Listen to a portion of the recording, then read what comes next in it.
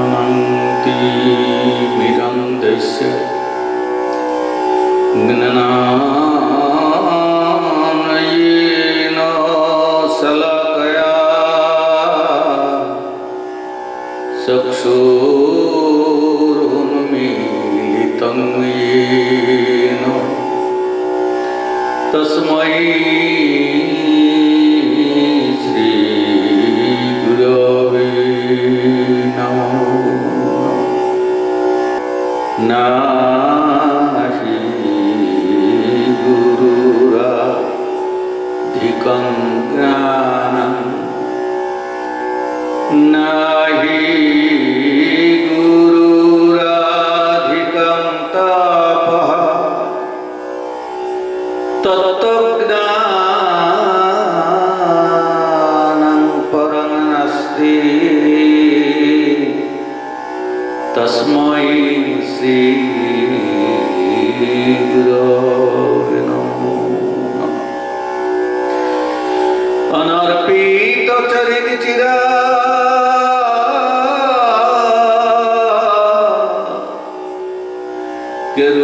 करुणाय अवतीर्ण कलो समार्पयतो उन्नतयुज्ज्वलराशां सभक्तिश्रियम् हरे पुरतो सुन्दरो दुतिकदम्ब सन्दीपितः सदा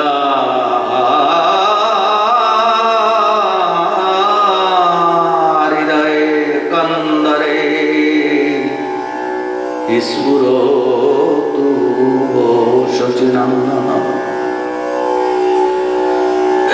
नमो पञ्चतत्त्वात्मकं कृष्णं भक्तरूपस्वरूपकं भक्तोऽवतारं भक्ताख्यं नमामि भक्तशक्तिकं। नमो श्रीकृष्ण चैतन्य प्रभु नित्यानंद श्री अद्वैत गदाधर श्रीवासादि गौरभक्तवृन्द। गौरभक्तगणान् वन्दे सनन्दरसविग्रहान् नाममुद्रलशब्दस्तानाश्रितश्रायवत्सलान् नामसङ्कीर्तनाद्यश्च कम्पाश्रुपुलकान्नीतवान् चैतन्यचरणाम्भोजमकरन्नमधुव्रतान्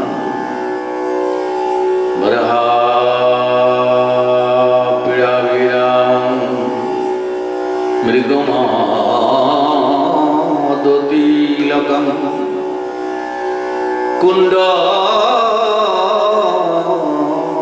कुण्डलाक्रान्तगण्डं कंजाक्षं कम्बुकण्ठं स्मितसुभगमुखं सधरन्नविस्ताविनं श्यामं शान्तं त्रिभङ्गं रविकरवसनं भूषितुं वैजयन्ता वन्दे वृन्दावनस्तुवं युवती शतप्रीतं ब्रह्म गोपालमीशम्। मूकं करोति वाचालं पङ्गुं लङ्घयते गिरिं यत्कृपातमहान् वन्दे परमानन्दमाधवम्। यं ब्रह्मा वरुणेन्द्रो रुद्रमरुतो स्तुन्नन्ति दिव्यै स्तवैर्वेदैः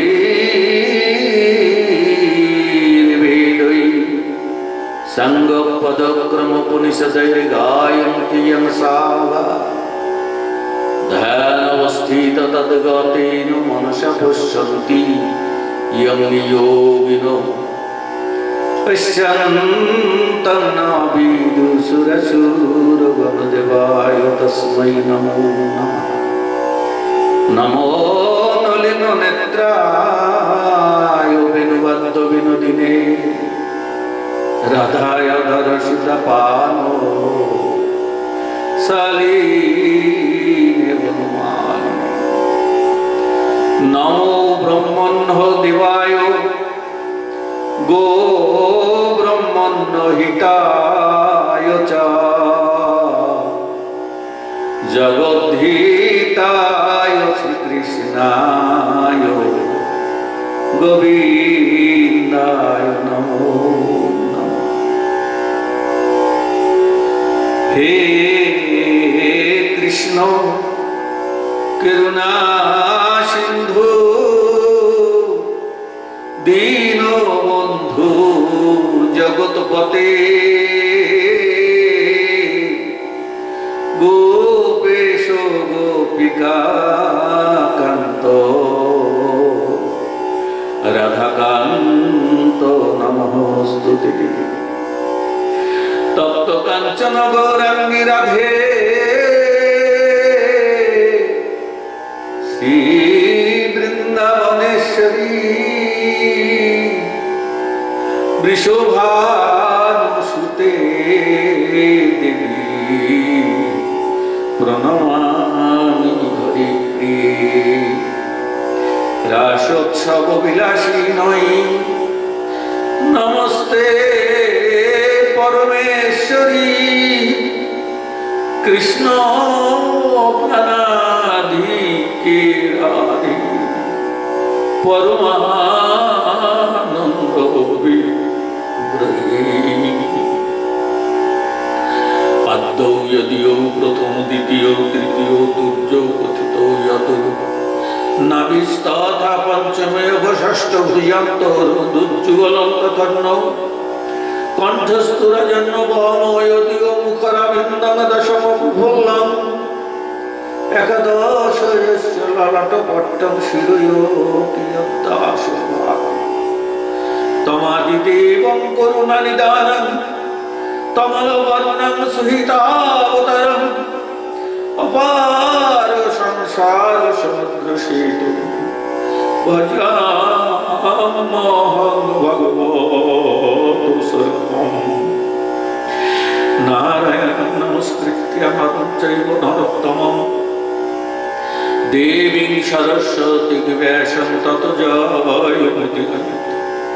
व्यासमवशिष्टनप्तारं सत्रिपौत्रकल्मषं पराशरत्मजं वन्दे सुकृतातमतपनिधिं। व्यासाय विष्णुरूपाय व्यासरूपाय विष्णवे नमो वै ब्रह्मवेदाय वसिष्ठाय नमो नमः। अचतुर्वदन ब्रह्मादिबाहुर परहरि अबालोचन शम्भो भगवान वदनाय वृंदाय तुलसी प्रियाय केशवस्य कृष्ण भक्ति पद देवी सत्यवत्तै नमो नमः। महाप्रसाद जननी सर्वसौवर्धिनी आदिवेदी हरनित्वं तुलसीतां नमस्तुते। तन्मूले सर्वतीर्थानि तवांगे सर्वदेवता तव पत्रे वसति विष्णु तुलसी देवी नमस्तुते। जय रूप सनातन भट्ट रघुनाथ श्रीजीव गोपाल भट्ट दास रघुनाथ। आमी এই ছয় গোসাইর করি চরণ বন্দন যা হইতে বিঘ্ন নাশয় অভিষ্ট পূরণ। এই ছয় গোসাই যার মুই তার তাসবর পদরেণু মোর পঞ্চগ্রাস তাদেরও চরণ সেবী এই ভক্ত সন্ন্যাস জনমে জনমে আমার এই অভিলাষ। বাঞ্ছাকল্পতরুভ্যশ্চ কৃপা সিন্ধুভ্যেব চ পতিতানাং পাবনেভ্যো বৈষ্ণবেভ্যো নমো নমো। শ্রী কৃষ্ণ চৈতন্য প্রভু নিত্যানন্দ শ্রী অদ্বৈত গদাধর শ্রীবাসাদি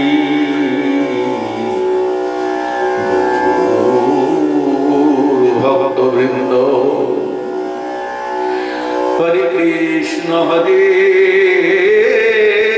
কৃষ্ণ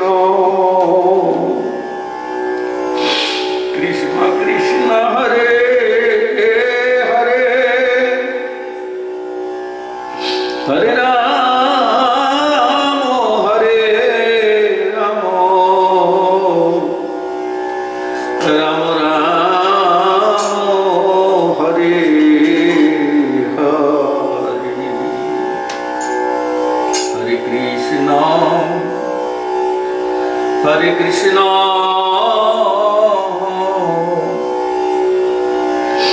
কৃষ্ণ কৃষ্ণ হরে হরে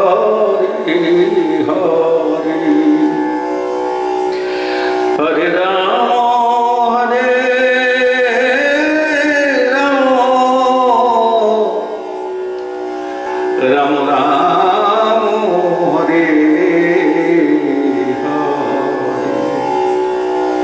হরে হরে কৃষ্ণ কৃষ্ণ কৃষ্ণ হরে হরে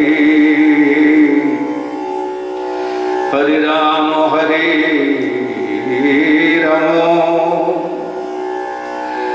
রাম রাম হরে হরে।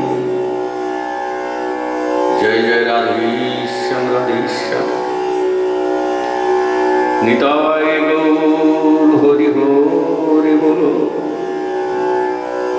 রাধা গোবিন্দ প্রেমানন্দে হরি হরি বলো। বৃন্দাবন বিহারী লাল কি জয়। শ্রী শ্রী শ্রীমতী বৃন্দাবনেশ্বরী রাধা রানী কি জয়।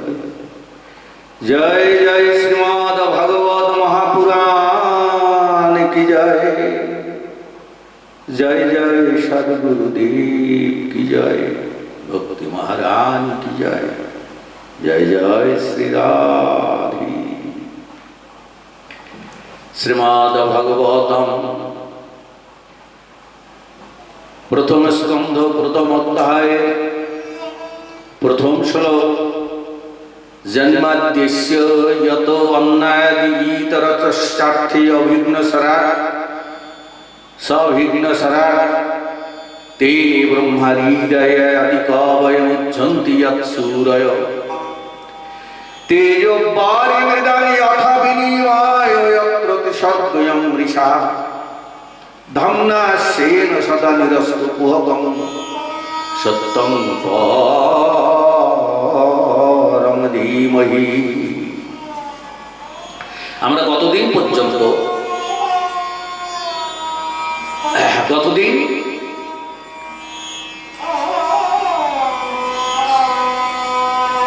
শ্রীমদ্ ভাগবত টিকাকার সিদ্ধার্থ পদের ভাগবত ভাবার্থ দীপিকার টিকা অবলম্বনে শ্লোকটির কথঞ্চিত আস্বাদন করেছি মহাজনগণের আনুগত্যে।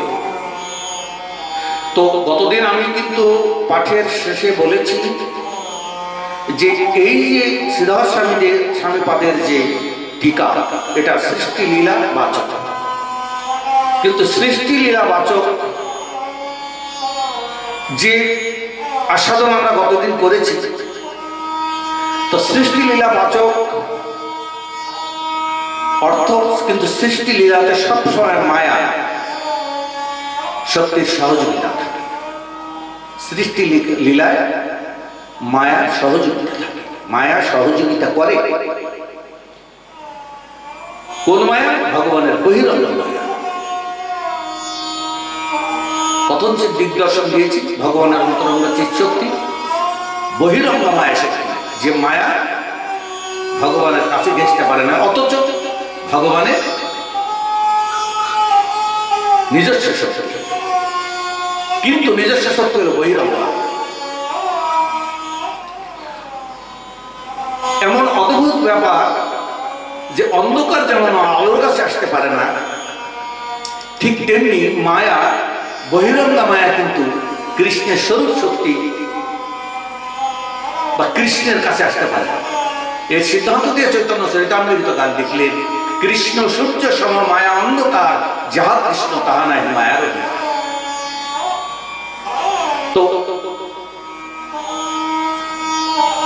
বহিরঙ্গা লীলা, আর আমরা অনন্ত জীব বহিরঙ্গা এবং অন্তরঙ্গার মাঝখানে তটস্থা। আমরা ইচ্ছা করলে মায়ের কবলেও পতিত হতে পারি, আবার ইচ্ছা করলে মায়াকে অতিক্রম করে ভগবত চরণে আমরা আশ্রয় গ্রহণ করতে পারি। এখানেই জীবের স্বাতন্ত্রতা। এই জন্য জীবকে তটস্থ শক্তি বলা হচ্ছে। তো ভগবানের বহিরঙ্গ শক্তি যখন আছে তখন অন্তরঙ্গ শক্তিও আছে। এই অন্তরঙ্গের নাম হচ্ছে চিৎশক্তি বা স্বরূপ শক্তি।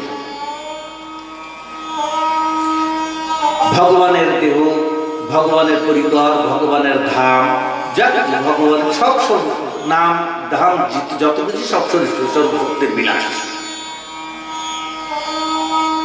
এতে মায়ের কোনো সংস্রব নেই, মায়ের নিকটস্থ হতে পারে না। এই জন্য যে ধামে লীলা হয়, যে পরিকল্পনা নিয়ে তিনি লীলা করেন, সবটা স্বরূপ শক্তির বিলাস। পরিকল্পনা তার স্বরূপ শক্তির মুক্ত বিগ্রহ। কতদিন আমি বলেছি, তবু একটু দিগদর্শন দিয়ে যাচ্ছে। গতদিনের কথাটা হয়তো আপনাদের কতটুকু খেয়াল আছে। সুতরাং তার ধাম, তার লীলা পরিকর, তার যে লীলা, সবকিছু সর্বতভাবে মায়া স্পর্শ শুধু। ভগবানের যে লীলা হয় কতদিন বলেছি, সেই লীলার সহায় করেন অঘটন ঘটন প্রতিবেশী যোগ মায়া। এও বলেছিলাম কতদিন, খেয়াল করুন যে যোগ মায়ার ছায়া হচ্ছে এই বহিরঙ্গা মায়া। কায়া ব্যতিরিক্ত যেমন ছায়া কোনো অস্তিত্ব নেই, ছায়া কোনো বাস্তবতা কিছু নেই, বাস্তবিক যেমন তার কোনো অস্তিত্ব নেই, তেমনি যোগ মায়া ছাড়া মায়ারও কোনো অস্তিত্ব নেই। মায়ারই ছায়াংশ ভূতা হচ্ছে এই যোগ মায়ারই ছায়াংশ ভূতা হচ্ছে এই বহিরঙ্গ মায়া। তো সেই বহিরঙ্গ মায়ার সেই যে সৃষ্টি লীলাবাচক, সেই যে বহিরঙ্গ লীলা বিষয়ে অনুশীলন করেছি আমরা শ্লোকটির তাৎপর্য। কিন্তু শ্রীপাদ, আমরা তো বললাম যে বিষয়ে জ্ঞান করতে, কিন্তু তত্ত্ব রসাস্বাদনে অত্যন্ত সচেতন। ভগবানের যত যত তত্ত্ব আছে, সেই ব্রহ্মতত্ত্ব বলুন, পরমাত্ম তত্ত্ব বলুন, ভগবত তত্ত্ব বলুন, রসতত্ত্ব বলুন, অবতার তত্ত্ব বলুন, যত যত তত্ত্ব আছে ভগবদীয় তত্ত্ব, সমস্ত তত্ত্ব রসাস্বাদনে অত্যন্ত সুচতুর শ্রীপাদ জীব গোস্বামী এবং বিশ্বনাথ চক্রবর্তী সেই সঙ্গে যুক্ত হয়েছে। তারা দুজন অনুমান করছেন যে আরে ব্যাসদেবের তো নিজের ইষ্ট হয়েছে, প্রত্যেকে এই সংসারে যার যার ইষ্ট নিয়েই ব্যস্ত। নিজের ইষ্টকে কি করে উঁচু করে ধরে সবার উপরে উঠাবে, এই জন্য দেখুন জগতে কিন্তু হুড়াহুড়ি লেগে গেছে। তো ব্যাসদেবের তো নিজের একজন ইষ্ট রয়েছে, তিনি তাকে বাদ দিয়ে কি এই শ্লোকে অন্য কাউকে বন্দনা করলেন না? তা তো করতে পারেন না। প্রত্যেকে তো নিজেরই ইষ্টদেবকে বন্দনা করেন, তিনিও নিজের ইষ্টদেবকে বন্দনা করছেন। সর্বরসজ্ঞ তত্ত্ব চূড়ামণি শ্রীপাদ জীব গোস্বামী বিশ্বনাথ চক্রবর্তী এন্দা অনুমান করছেন যে তিনি নিজের ইষ্টদেবকেই বর্ণনা করেছেন। বন্দনা করেছেন এই শ্লোকে, কিন্তু এমন ভাষায় এবং এমন সুকৌশল বচনভঙ্গিতে বন্দনাটি তিনি করেছেন যাতে বন্দনীয় ভাব এবং বন্দনীয় যে ভাষা যেন সার্বজনীন হয়, সর্ব সম্প্রদায়ের সর্বপ্রকার মত পথ পোষণকারী জনমানুষের স্বীকৃত হয়, এমন ভাবে তিনি বন্দনা করেছেন। শ্লোকটিতে তিনি এমন সুন্দরভাবে পদবিন্যাস করেছেন, অক্ষর বিন্যাস করেছেন, যার ভাব বৈচিত্র্য এমন ভাবে পরিবেশিত হয়েছে যাতে সর্বজনীন এবং সর্ব সম্প্রদায়ের সর্বপ্রকার মত পথ পোষণকারী জনমানুষের যাতে স্বীকৃত হয়। যে গোস্বামীপাদ বিশ্বনাথ চক্রবর্তীপাদ বলছেন, কিন্তু তার অন্তর্নিহিত অর্থ কিন্তু অন্যরকম। তার অন্তর্নিহিত সারমর্ম, সার অর্থ হচ্ছে অন্য প্রকার, যেটা তার নিজস্ব অন্তরের ভাবনীয় এবং নিজের ইষ্ট দেবতারই বন্দনীয়। এখন প্রশ্ন হচ্ছে, তাহলে ব্যাসদেবের অন্তর্নিহিত ভাব কি?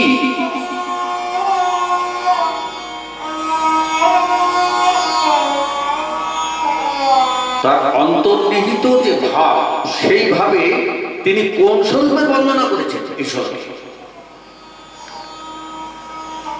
দেখুন, এই ব্যাসকে ভগবত অবতার এবং সর্বজ্ঞ সর্বশাস্ত্র বিশারদ শাস্ত্র তো তিনি প্রণয়ন করেছেন।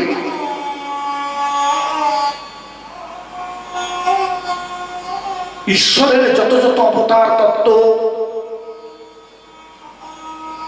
ঈশ্বরের সমস্ত অবতারের কার কোন শক্তি, কার কতটুকু সামর্থ্য, তো তিনি কি জানেন না? যত যত ঈশ্বর আছে, সমস্ত ঈশ্বরগণের মধ্যে শ্রেষ্ঠ ঈশ্বরকে, যত যত উপাস্য তত্ত্ব আছে, সমস্ত উপাস্য তত্ত্বের ভিতর শ্রেষ্ঠ উপাস্য তত্ত্ব কি?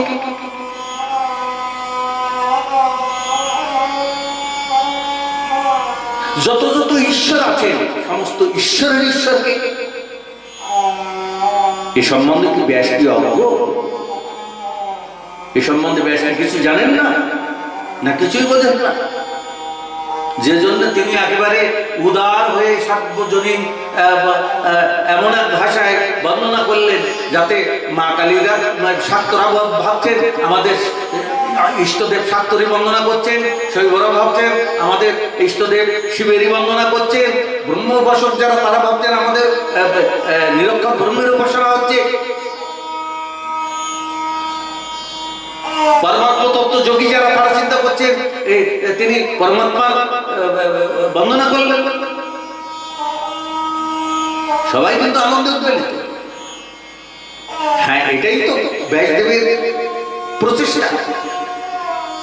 সবাইকে এমন ভাবে আহ্বান করছেন, এমন ভাবে অনুপ্রাণিত করছেন যাতে সবাই এসে একদিন ওই সর্বশ্রেষ্ঠ উপাস্যের চরণে এসে আশ্রয় গ্রহণ করতে সমর্থ হয়।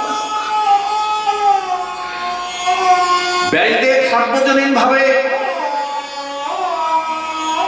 বন্দনা করেছেন ইষ্টকে, কিন্তু তার অন্তরের ভাবনাটা অন্যরকম।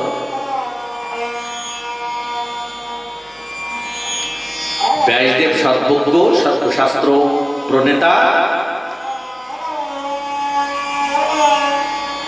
তিনি কি সাধারণ ঈশ্বরের বা সাধারণ অবতার আদিকে নিজ ইষ্ট বলে বিবেচনা করবেন, করে তার বন্দনা করবেন? না না না, সর্বশাস্ত্র প্রণেতা সর্বজ্ঞ ব্যাস সর্বশ্রেষ্ঠ ভগবৎ স্বরূপ পরমেশ্বর ভগবান শ্রীকৃষ্ণকে নিজ ইষ্ট বলে বিবেচনা করতেন। এবং কৃষ্ণের যতক খেলা সর্বোত্তম নরলীলা, চৈতন্য চরিতামৃতকার সিদ্ধান্ত দিচ্ছেন কৃষ্ণের দ্বারকা লীলা আছে, মথুরা লীলা আছে, ব্রজলীলা আছে, এর ভিতর কোনটা শ্রেষ্ঠ? বলেছেন কৃষ্ণের যতগুলো লীলা। আবার কৃষ্ণের অপ্রকট লীলায়, অপ্রকট ব্রজ বৃন্দাবনে সেখানে তার নিত্য লীলা হচ্ছে। আবার বৈকুণ্ঠ আদিতে নারায়ণ স্বরূপে লীলা হচ্ছে, সবই তো ভগবানের লীলা। কিন্তু তার ভিতর দিয়ে কৃষ্ণদাস কবিরাজ গোস্বামী ব্যাসের সিদ্ধান্ত অনুযায়ী, শাস্ত্র সিদ্ধান্ত অনুযায়ী তিনি সিদ্ধান্ত দিচ্ছেন কৃষ্ণের যতক খেলা সর্বোত্তম নরলীলা, নরবপু তাহার স্বরূপ। বৈকুণ্ঠ লীলা, অপ্রকট লীলা, দ্বারকা লীলা, মথুরা লীলা ইত্যাদি ইত্যাদি লীলাতে যে নরলীলা আছে, যেমন দ্বারকাও নরলীলা, মথুরা তো প্রকট, দ্বারকায় প্রকট, মথুরায় বা প্রকট বৃন্দাবনে সব নরলীলা। যতকু লীলা সর্বোত্তম নরলীলা, নরবপু তাহার স্বরূপ, নরদেহ ধারণ করে তিনি লীলা করেন। তার মধ্যে শ্রেষ্ঠ কোনটা? বলে গোপ বেশ বেণুকর নবকিশোর নটবর নরলীলার হয়। সবচেয়ে শ্রেষ্ঠ লীলা হচ্ছে ব্রজেন্দ্র নন্দন শ্রীকৃষ্ণের লীলা।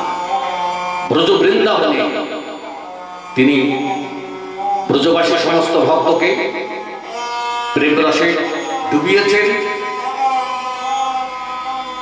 প্রেমরস সমুদ্রে ডুবিয়েছেন, আর নিজেও ডুবে হাবুডুবু খেয়েছেন।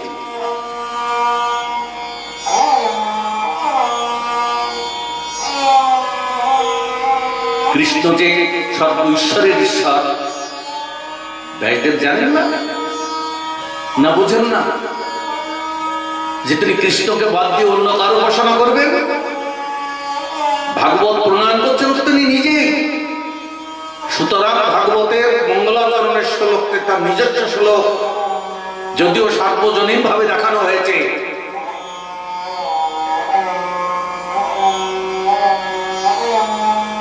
তার ইষ্টের বর্ণনা করছেন। কাকে বর্ণনা করছেন? কাকে বর্ণনা করা উচিত? যাকে বর্ণনা করা উচিত তাকেই করছেন। সর্বজ্ঞ শিরোমণি তিনি। তিনি কে?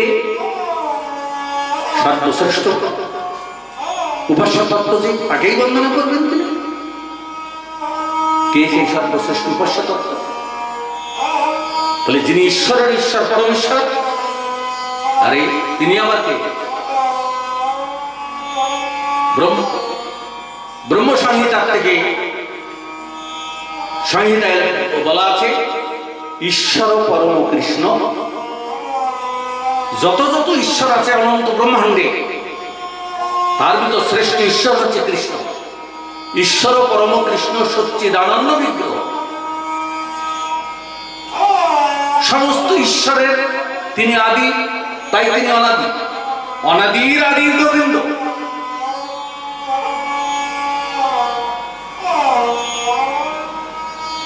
সর্বকারণ কারণ।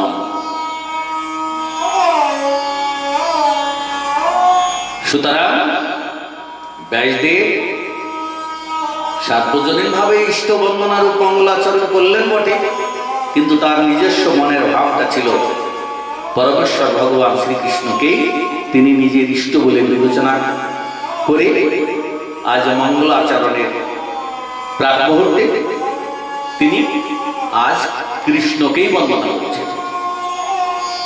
এখন আমরা ধরব জীব গোস্বামীকে এবং বিশ্বনাথ চক্রবর্তী বাক্যে, যে সার্বজনীন ভাষায় তিনি যে বন্দনা করেছেন জন্মাদ্দেশ্য। এই সমস্ত ব্রজপরায়ণ ব্যাখ্যা করে দেখান যে কিভাবে তিনি ব্রজেন্দ্র নন্দন শ্রীকৃষ্ণের উপাসনা করলেন। দেখান ঠিক আছে। এইবার আলোচনা হচ্ছে, আমি অত্যন্ত সংক্ষেপে বলবো, দীর্ঘায়িত করতে যাব না। তাদের ভাবের আস্বাদন করতে গেলে অত তো ডুবেই পড়ে থাকতে হবে, ডুবেই পড়ে থাকতে হবে। তৃষ্ণা শান্তি নয়, তৃষ্ণা বাড়বে নিরন্তর। এই এমন এক তত্ত্ব কথা, ভাগবতীয় কথা। তবু আমি অত্যন্ত সংক্ষেপে ব্রজলীলা পরায়ণ যে ব্যাখ্যা, ব্রজলীলা বাচক যে অর্থ, শ্লোকটির যে অন্তরঙ্গ লীলাবাচক বা ব্রজলীলাবাচক যে অর্থ, যে হতে পারে, জীব গোস্বামীপাদ বা বিশ্বনাথ চক্রবর্তী বলছেন। আমরা দেখব কি সেই অর্থ, যথাসম্ভব সংক্ষেপে আমরা একটু আলোচনা করব। দেখুন, প্রথমে বলবো জন্মাদ্দেশ্য। প্রথমে শ্লোকের পদ দিচ্ছেন জন্মাদ্দেশ্য, অর্থাৎ যস্য আদ্যস্য, যিনি আদি পুরুষ। কে এই আদি পুরুষ? বলছেন বসুদেবের পুত্র যিনি বাসুদেব, যিনি দ্বারকা এবং মথুরায় লীলা করেছেন, এবং আরেক স্বরূপে ব্রজ বৃন্দাবনের নন্দের নন্দন যশোদা নন্দনত্বের অভিমান হেতু তিনি ব্রজেও লীলা করেছেন। তো এই যে মথুরা, দ্বারকা এবং ব্রজ বৃন্দাবনের নন্দ গোকুলে নিত্য বিরাজমান, যিনি সেই শ্রীকৃষ্ণই আদি পুরুষ, জন্মাদ্দেশ্য। প্রশ্ন হচ্ছে কোন উদ্দেশ্যে তিনি মথুরা, দ্বারকা এবং বৃন্দাবনে বাস করছেন? কোন উদ্দেশ্যে সেখানে বিরাজ করছেন? সে কথা চৈতন্য চরিতামৃতকার কৃষ্ণদাস কবিরাজ গোস্বামী পাদ বর্ণনা করে বলছেন, অনন্ত কোটি ব্রহ্মাণ্ডের নায়ক, যেন নিত্য লীলা বিলাসী, তিনি এই প্রকট লীলায় এসে ধূলি কঙ্কর বিষণ ব্রজের মাটিতে মুক্ত পায়ে কেন ঘুরে বেড়াচ্ছেন বনে জঙ্গলে লাঠি হাতে করে নিয়ে, এবং এমন এক মনোমুগ্ধকর লীলায় তিনি অংশগ্রহণ করেছেন যেখানে তার ভগবত্তা জলাঞ্জলি দিয়েছে।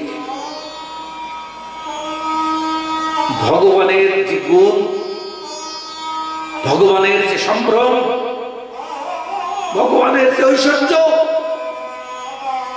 সবকিছু বিসর্জন দিয়ে তিনি কখনো শ্রীরাম সুদামকে কাঁধে নিয়ে ঘুরছেন, কখনো আবার শ্রীরাম সুদামের কাঁধে উঠছেন খেলায় জিতে, আবার কখন খেলায় হেরে শ্রীরাম সুদামকে কাঁধে উঠছেন। আর ব্রজবাসী ভক্তদের মান রক্ষা করতে গিয়ে, তাদের প্রেম সম্পদের মর্যাদা দিতে গিয়ে কখনো কখনো রাধারানীর সপক্ষিয়া ব্রজগোপীদের মনোরঞ্জন করছেন, আবার কখনো বা রাধারানীর বিপক্ষিয়া চন্দ্রাবলিয়াদের মনোরঞ্জন করতে গিয়ে রাধিকাটি ব্রজ সুন্দরীদের বিরাগ ভাজন হচ্ছেন। আর এই বিরাগ ভাজন হেতু তারা যে মান করছে, সেই মান পোষণের জন্য কখনো বা তাদের পায়ে ধরছে, কখনো বা তত আকুতি বিনতি করে তাদের মান মানানোর জন্য নানাভাবে প্রচেষ্টা করছে। এই যে ভুবন মোহন লীলা ব্রজ বৃন্দাবনে তিনি করেছেন, একবারে ঐশ্বরিক মান সম্ভ্রমে জলাঞ্জলি দিয়েছেন তিনি। তার ঈশ্বরত্ব সেখানে নেই। অতল সমুদ্রের অতল গহ্বরে, কোন সমুদ্রের অতল গহ্বরে তিনি যে ফেলে দিয়ে এসেছেন তার সেই সম্ভ্রম, তার সেই ঐশ্বর্য, আজ হারিয়ে গিয়েছে ব্রজ বৃন্দাবনে, তিনি আর খুঁজেও পাচ্ছেন না। ব্রজবাসীদের প্রেমের মালা গলায় করে ভুবন মোহন শ্রী গোবিন্দ, ভুবন মোহন ভগবান আজ নিজেই মোহিত হয়ে পড়েছেন ব্রজ বৃন্দাবনের প্রেম রসে ডুবে গিয়েছে। এবং এই প্রেম রস এত গাঢ়, অনন্ত ব্রহ্মাণ্ডের সর্বশক্তিমান ভগবানও এই রস সমুদ্রে সন্তরণ করে নিজে সেখান থেকে আর উঠতে পারছেন না, উঠতে পারছেন না। আর এই যে প্রেম রসের এত আস্বাদন, এত আস্বাদন, এত চমৎকারিতা, তাই তিনি নিজ মুখে বলছেন, জানো আমি ব্রজ বৃন্দাবনে কেন এসেছি? এই নিজের ঈশ্বরত্বে বিসর্জন দিয়ে, মান সম্ভ্রমে জলাঞ্জলি দিয়ে ব্রজে কেন এসেছি জানো তোমরা? শুনবে? শোনো, আমি নিজ মুখে তো বলতে পারি না। তা আমার ওই যে কৃষ্ণদাস কবিরাজ গোস্বামী আছে, ও ব্রজলীলায় আমার মঞ্জরি, গোপী রূপী মঞ্জরি, ওর মুখ দিয়ে শোনো। এই শোনো কবিরাজ, বলো। যা তার কাছে বলবে না, বললেও কেউ বুঝবে না আমার এই প্রেম রসলীলা। যা তার কাছে বলবে না। যারা রসিকজন, যারা প্রেমীজন, ব্রজরাসের ভাবুকিয়ারা, তাদের কাছে তুমি শুধু ব্যক্ত করবে। তাই তো শ্রীমদ ভাগবতে ব্যাসদেব বললেন, পিবত ভাগবত রসমালয়ম মুহুরহ রসিকা ভাবুকা। রসিক এবং ভাবুক যদি আস্বাদন করতে আসো, আর কেউ এসো না, আসলেও বুঝতে পারবে। বলে আমরাও তো শুনবো, আমরা রসিক কাহিনীকে বলছে ভাগবত পড়িয়াও কারো কারো বুদ্ধি নাশ, নিত্যানন্দে নিন্দা করে হয় সর্বনাশ। ভাগবত শুনে ভগবত প্রাপ্তি হয়, আবার কারো কারো ভাগবত শুনে মহাসর্বনাশ হয়, সর্বনাশ। এই সর্বনেশে লোকের কাছে কৃষ্ণদাস কবিরাজ বলো না। কৃষ্ণদাস কবিরাজ তাই ভক্তদের উদ্দেশ্য করে বলছেন, কেন এসেছেন গোবিন্দ? শুনবে তোমরা, শোনো। প্রেম রস নির্যাস করিতে আস্বাদন, রাগ মার্গের ভক্তি এই লোকে করিতে প্রচারণ। রসিক শেখর কৃষ্ণ পরম করুণ, এই দুটি হেতু হইতে হয় তার ইচ্ছার উদ্গম। এই দুটি কারণে তিনি এসেছেন এই ভৌম লীলায়, লীলারস আস্বাদন করতে। এক হচ্ছে প্রেম রস নির্যাস, মানে প্রেমটাকে নিংড়িয়ে নিংড়িয়ে, আমরা যেটাকে প্রেম বলি, নারী পুরুষে, প্রেমিক প্রেমিকায়, স্বামী স্ত্রীতে, পিতা পুত্রে, মাতা পুত্রে, কন্যা পিতায়, আত্মীয় স্বজন বন্ধু বান্ধবের সঙ্গে যে আমাদের যে বহুম যে প্রেম, এটা প্রেম নয়, এটা কাম। গতদিন না পরশুদিনে একবার আমি চৈতন্য চরিতামৃতে সিদ্ধান্ত উপস্থাপন করে বলেছি, আত্ম ইন্দ্রিয় প্রীতিবাঞ্ছা তাকে বলি কাম, আর কৃষ্ণ ইন্দ্রিয় প্রীতিবাঞ্ছা ধরে প্রেম না। যার হৃদয়ে কৃষ্ণ স্মৃতি নেই, কৃষ্ণ প্রীতি নেই, কৃষ্ণ প্রেমের, কৃষ্ণকে প্রেম, কৃষ্ণের প্রতি উচ্ছ্বসিত প্রেম নেই, তার হৃদয় প্রেম কোথায়? কামনার দুর্গন্ধে পরিপূর্ণ সে হৃদয়। কামনার দুর্গন্ধে পরিপূর্ণ হৃদয়ে কখনো প্রেম, শুদ্ধ সুগন্ধি প্রেম, সেখানে কোনোদিন উচ্চারিত হতে পারে না, উৎপন্ন হতে পারে না।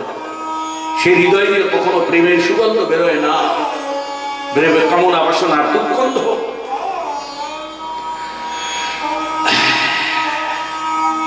এই সর্ব কামনা শূন্য,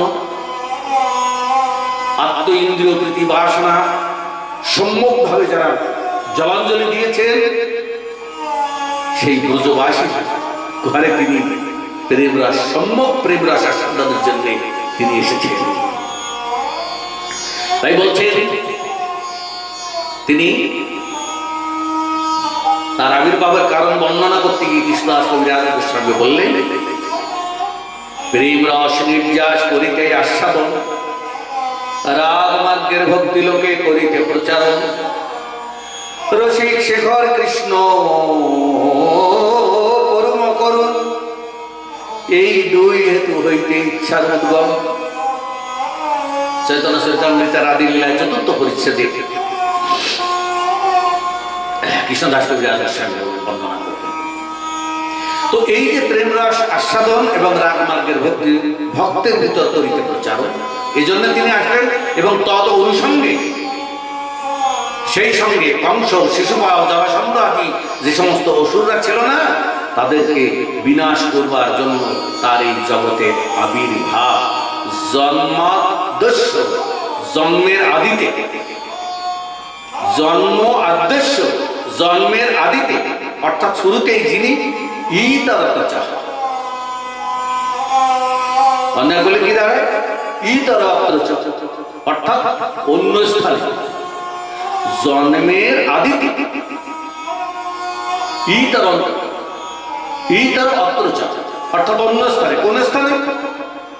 জন্মের পরে গোকুলে নন্দালয়ে, নন্দগৃহে, জন্মের পরে তিনি নন্দগৃহে অন্নয়াত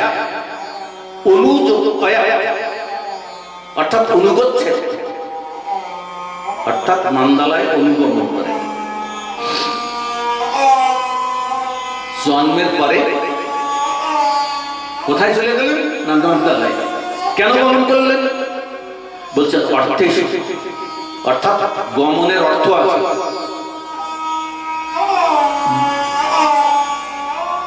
মথুরা থেকে যে নন্দালয়ে চলে গেলেন তার উদ্দেশ্য আছে।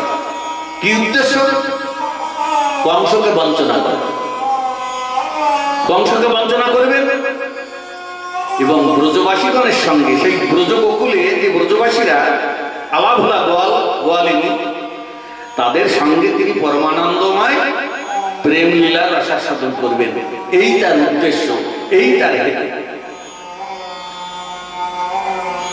আর এই উদ্দেশ্য বিষয়ে বা এই হেতু বিষয়ে তিনি অভিজ্ঞ,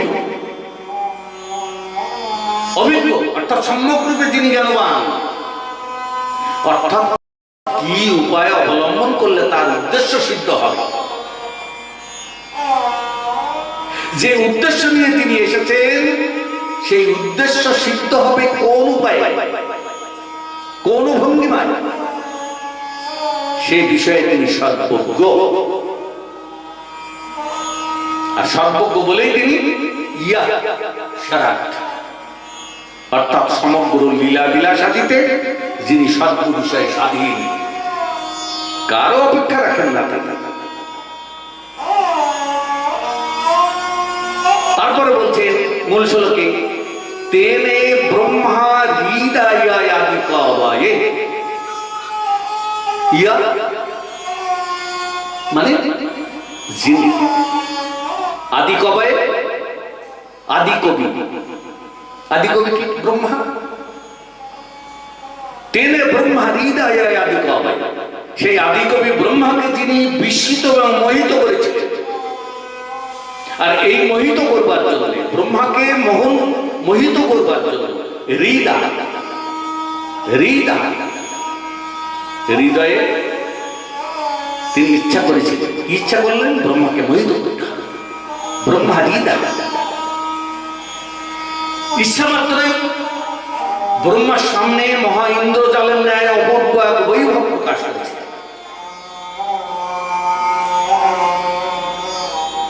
ইন্দ্রজালের ন্যায়, কিন্তু একটা কথা আপনারা মনে রাখবেন যে এটা কিন্তু ইন্দ্রজাল নয়। আরে আমরা যে ইন্দ্রজাল মানে কি বুঝেন তো? ম্যাজিক যেটাকে বলা হয়, জাদুবিদ্যা। ওই ইংরেজির একটা কহাবত আছে, ম্যাজিক ইজ নাথিং, জাদুবিদ্যাটা কিছু নয়। কিন্তু তো দেখি আমরা বাট হ্যান্ড ট্রিক্স, হাতের কৌশল, মিথ্যা। কৃষ্ণের এই যে মহা ইন্দ্রজাল জাদুবিদ্যার ন্যায় যে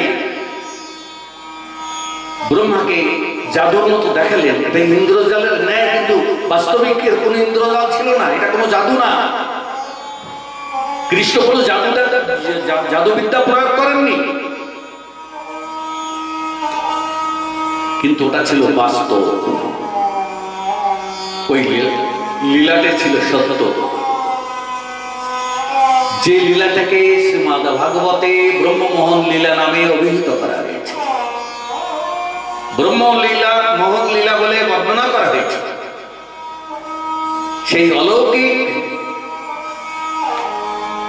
লীলাতে ব্রহ্মা তো মোহগ্রস্ত হয়েছিল, ব্রহ্মা মোহগ্রস্ত হয়েছিল। হ্যাঁ, ব্রহ্মা তো সুরমুজ্জন্তি,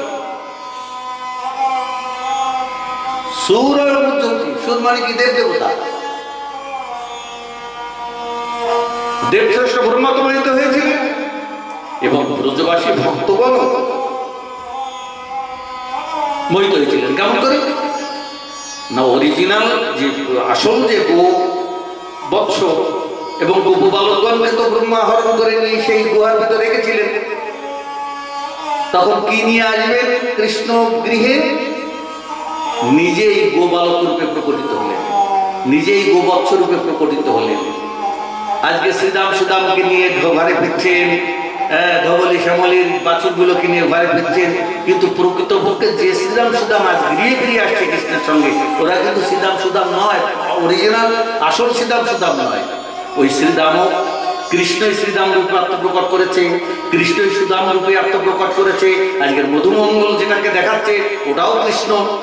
আজকের ধবলি শ্যামলের যে সমস্ত অগণিত বৎসগুলো দেখাচ্ছে প্রত্যেকটা বৎসই কৃষ্ণ।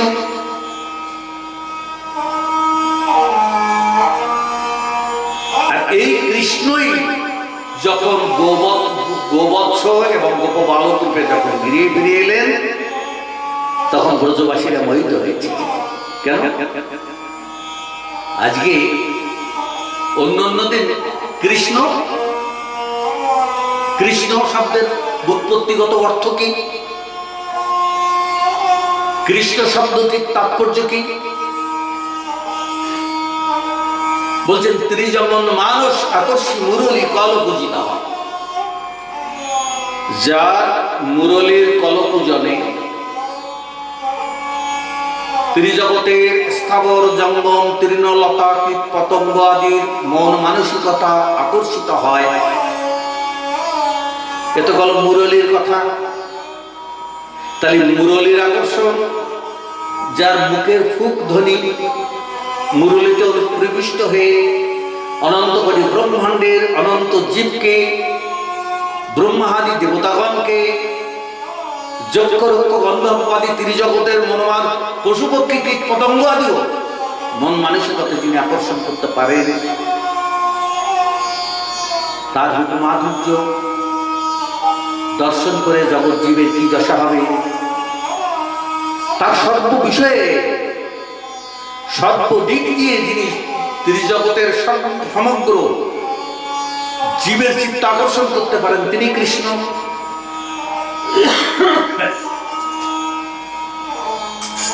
তিনি কৃষ্ণ। তো এই যে কৃষ্ণ শব্দের উৎপত্তিগত অর্থ হচ্ছে তাই।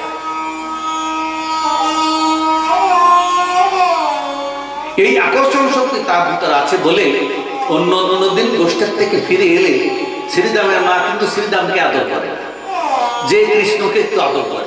আরে শ্রীদাম তো আমার গৃহে যাবে, আমার সন্তান, শ্রীদামকে নিয়ে তো আমি ঘরে যাবো, গোষ্ঠী থেকে এসেছে, কৃষ্ণকে আবার হয়তো আগামী দিন কখন দেখতে পাবো, কৃষ্ণকে একটু আদর করবো, কৃষ্ণকে একটু কোলে নিই, একটু চুম্বন দেয়, একটু বুকে জড়িয়ে ধরে, আদর ঠাদর করে প্রত্যেক মা তার নিজের নিজের ছেলে নিয়ে ঘুরিয়ে ফিরে যায়। প্রথমে কৃষ্ণকে আদর করে। আর যখন কৃষ্ণরূপী শ্রীরাম সুদাম গৃহে ফিরে এসেছেন, তখন আজকের একটা উল্টো চিত্র দেখা যাচ্ছে। কি? শ্রীরামের মা আজকে কৃষ্ণের কাছে গেলেন না, সোজা যে শ্রীরামকে বুকে জড়িয়ে ধরলেন।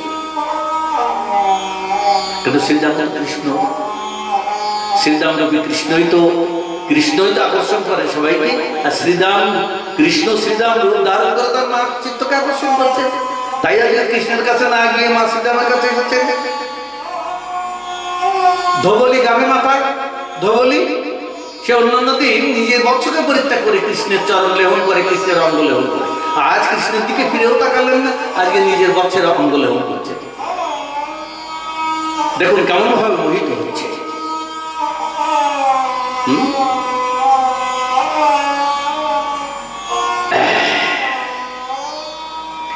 মুচ্ছন্তি সুর মুচ্ছন্তি, ব্রহ্মাদি দেবতাগণকে তো মুগ্ধ মানে মোহিত করে, উপরন্তু ব্রজবাসী ভক্তগণ পর্যন্ত সেই কৃষ্ণরূপী বৎস এবং বৎসপালদের মাধুর্য আকর্ষণে এত সর্বাতিশয়ী প্রেম প্রায় বশীভূত হয়ে গিয়েছিলেন সেই ব্রহ্মমোহন লীলায় যে তারা নিজ নিজ স্বরূপ পর্যন্ত বিস্তৃত হয়ে গিয়েছিল। এই রূপে ব্রজ বৃন্দাবনের প্রত্যেকটি লীলা মাধুর্যামৃত সিন্ধুতে ব্রজের নিত্যলীলা পরিকরগণ এমন ভাবে নিমজ্জিত হয়ে যেতেন যে তাদের আর নিজ নিজ স্বরূপ জ্ঞান পর্যন্ত থাকত না। সব কিছু সেই কৃষ্ণ লীলামৃত সিন্ধুর অতল গহ্বরে অর্থাৎ বিস্তৃত অতলান্ত গহ্বরে নিমজ্জিত হয়ে যেত। আর তাদের এই সর্বাতিশয়ী প্রেম উন্মত্ততা দর্শন করে চিৎঘন বিগ্রহ স্বয়ং ভগবান শ্রীকৃষ্ণ তার ভগবত তত্ত্বাদি স্বরূপ বিস্তৃত হয়ে ব্রজবাসীগণের হাতের ক্রীড়া পুত্তলিকা সেজে এমন মনোমুগ্ধকর লীলা ব্রজ বৃন্দাবনে করতেন বা করেছেন যে তারা তাকে যখন যেভাবে নাচিয়েছেন বা নাচাতে চেয়েছেন তিনিও তখন তেমনি ভাবে তাদের ইচ্ছা অনুসারে মন্ত্রমুগ্ধের ন্যায় ব্রজে লীলা নৃত্য সংগঠিত করেছেন। এই লীলায় তার কোনো স্বতন্ত্রতা ছিল না। সর্বশক্তিমান ভগবান শ্রীকৃষ্ণের এই লীলায় কোনো শক্তি ছিল না। সর্বশক্তিমান হয়েও এই লীলায় তার এত স্বতন্ত্রতা বজায় রাখতে তিনি পারেননি। নিজস্ব কোনো স্বতন্ত্রতা তিনি বজায় রাখতে পারেন নাই। কেন পারেননি? কারণ সে সামর্থ্য তার ছিল না। ব্রজবাসীদের প্রেম রসমুদিরা পান করে এত উন্মত্ত হয়ে গিয়েছিলেন যে তার ঐশ্বরিক শক্তি পর্যন্ত শিথিল হয়ে গিয়েছিল। এই সিদ্ধান্তের সমর্থনে কৃষ্ণদাস কবিরাজ গোস্বামী চৈতন্য চরিতামৃতে বললেন, আমিও না জানি না জানে গোপীগণ, দুহার রূপ গুণে দোহার লিপ্ত হরে মন। পরমেশ্বর ভগবান শুধু ঈশ্বর নয়, পরমেশ্বর, সমগ্র ঈশ্বরের ঈশ্বর যিনি, তিনিও জানছেন না যে আমি ভগবান। আমিও না জানি, আর এই গোপীগণও জানে না যে আমি ভগবান।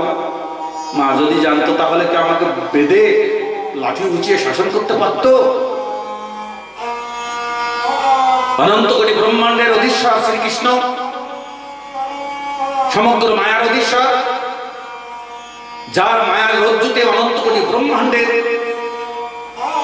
অনন্ত কোটি ব্রহ্মা ইন্দ্র আদি যার মায়ার রজ্জুতে সুদৃঢ় ভাবে আবদ্ধ হয়ে আছে, অনন্ত কোটি জীব অনন্ত ব্রহ্মাণ্ডের,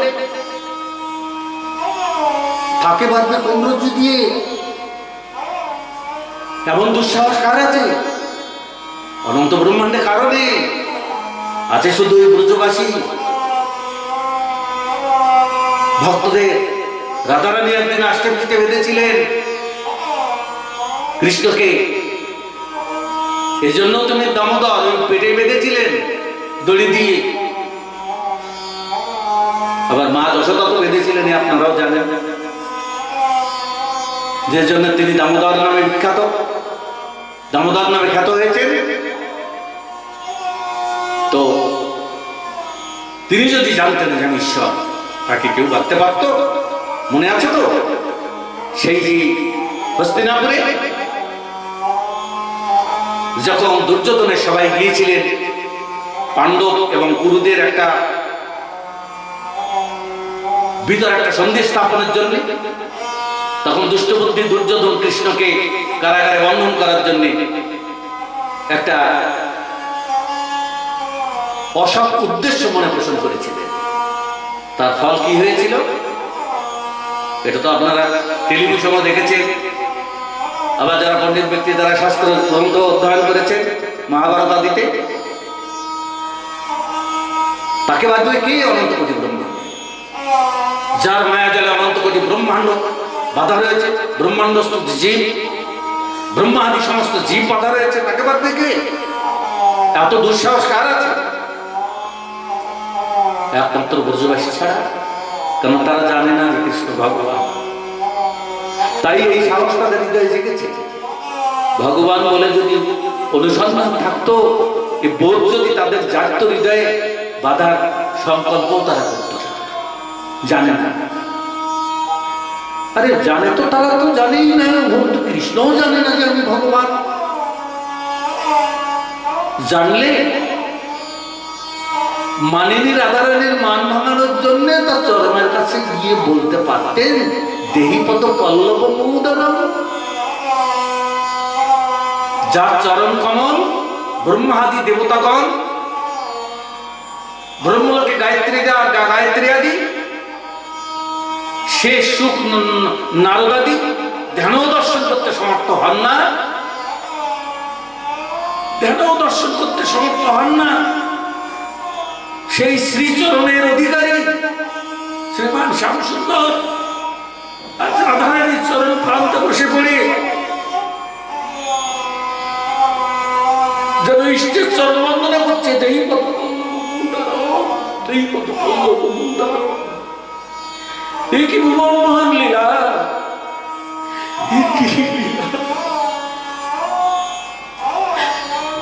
অতুলনীয় লীলা, অকল্পনীয় লীলা, অভাবনীয় লীলা। এই লীলায় মুগ্ধ হয়ে গেছে ভগবান। শুধু মুগ্ধ না, বিমুগ্ধ, বিশেষভাবে মুগ্ধ হয়ে গিয়েছে। কেন জানেন না তিনি ভগবান? তাই আজকে সর্বচরণ, সর্বজনের বন্দনীয় চরণ শ্রী গোবিন্দ আজ রাধারানীর চরণের কাছে বসে আছে চরণ বন্দনা করতে। বলে কেন গো কৃষ্ণ? বলছে আমরা না জানি না জানি গোপী ধন, দুহার গুণে দোহার নিত্য হারে মন। আমার মন হরণ করে নিয়েছে শ্রীমতী রাধারানী, তাই তাকে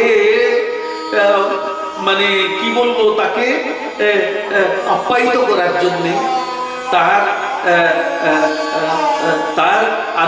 তাকে আনন্দদানের জন্যে, তাকে সন্তুষ্টিকরণের জন্যে আমি তার চরণ বন্দনা করছি। এরপর আমরা মূল শ্লোকে আসি। এভাবে বর্ণনা করলে এই মাধুর্য রসের অন্ত হবে না। অনন্তের অনন্ত লীলা, অনন্ত লীলার মধ্যে ব্রজলীলা আরো অনন্ত, অসীম, পরিধিশূন্য। এ রসে ডুবে কত ধনীর ধন গেছে, কত মানির মান গেছে, কত পতিব্রতা রমণীর পতি গেছে, সংসারে গেছে। মহাবিদ্যার ব্যক্তি তার বিদ্যায়, সমগ্র বিদ্যায় জলাঞ্জলি দিয়েছে। দেহ অভিমান, গৃহ অভিমান, রূপ অভিমান, ধন অভিমান, কত অভিমান বিসর্জন দিয়েছে তারা, ঘর ছেড়ে চলে গেছে। তার খোঁজ কে রাখে, তার হিসাব কে রাখে? তার কোনো ক্ষতি আর এই জগৎ সংসারে নেই। সুতরাং সেই অনন্ত লীলা কি আস্বাদন আমরা করব? আমি কতদিন বলেছি না, আমি একটি টুনি পাখিও না। তো মহাসমুদ্রে যদি টুনি যদি তার চঞ্চ দিয়ে জল উঠিয়ে যদি কাউকে পিপাসা নিবারণের জন্য চেষ্টা করে, সত্যি সত্যি কি টুনি পাখি তার পিপাসা নিবারণ করতে পারে? আপনাদের হৃদয়ে অসংখ্য অপরিমিত কৃষ্ণলীলার সাধনের ক্ষুধা, পিপাসা, সে পিপাসায় আমি শান্ত করতে পারবো না। এই কৃষ্ণলীলা অমৃত সিন্ধু থেকে সুশীতল লীলামৃত রস তুলে তুলে আপনাদের পান করিয়ে আমি পিপাসা নিবারণ করতে আমার নেই। তথাপিও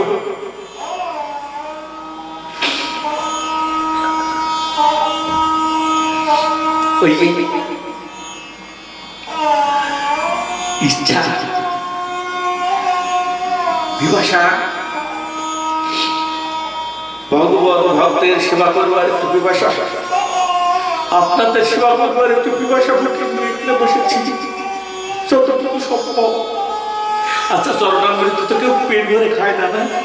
স্বর্ণামৃত একটুখানি হাতে নিয়ে ওই একটুখানি আস্বাদন করে মস্তকে দেয়। আপনারা মনে করবেন না, আপনারা মনে করুন না আমি সেই স্বর্ণামৃত কথামৃতের কণিকা আপনাদের হাতে দিচ্ছি, সেইটুকু মনে করে আপনারা গ্রহণ করলেন কিন্তু কৃতার্থ হয়ে যাব। যাই হোক, এবার আমরা মূল শ্লোকে আসবো, আর ওদিকে যাবো না। এরপর বলছে মূল শ্লোকে তেজো বারি মৃদাং যথা বিনিয়োগ বিনিময়। তেজো বারি মৃদাং যথা বিনিময়। লক্ষ্য করুন, তেজ, তেজ মানে কি? অগ্নি। বারি মানে কি? জল। আর মৃদাং মানে মাটি। যথা বিনিময়, এই অগ্নি, জল এবং মাটি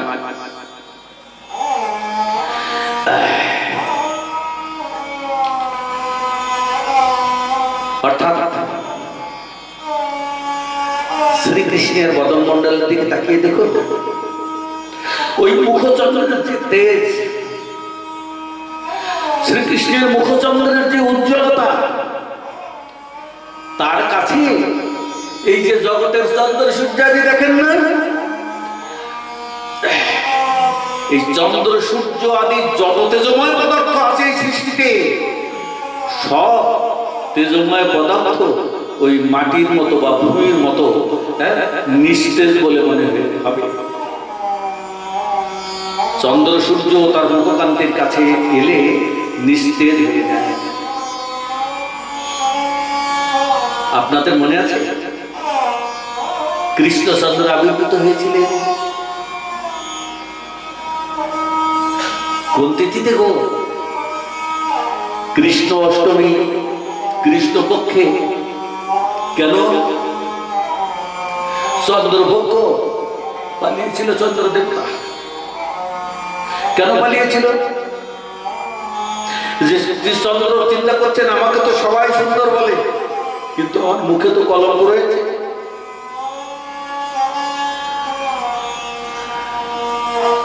আমি পাপকর্ম পরায়ণ,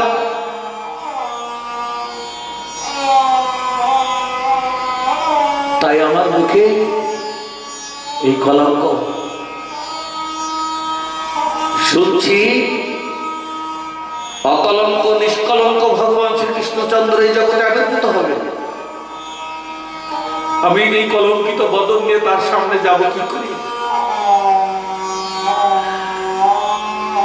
তাই চন্দ্র দেবতা পালিয়েছিলেন।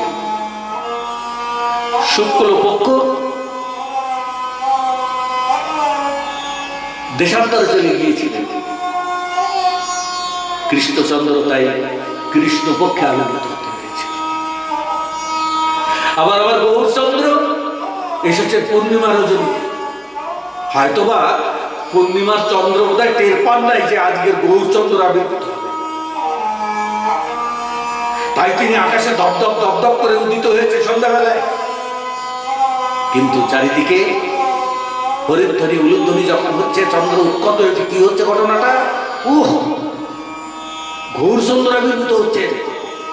গৌরচন্দ্র আবির্ভূত হচ্ছে না, আমার এই কলঙ্ক বদনটি আমি কোথায় লুকাই? সঙ্গে সঙ্গে রাহুর আড়ালে চলে গেলেন চন্দ্রদেবতা, নিজের কলঙ্কিত বদন লুকানোর জন্য রাহুর আচ্ছাদনে আচ্ছাদিত। এমন সূর্যল, এমন সুনির্মল,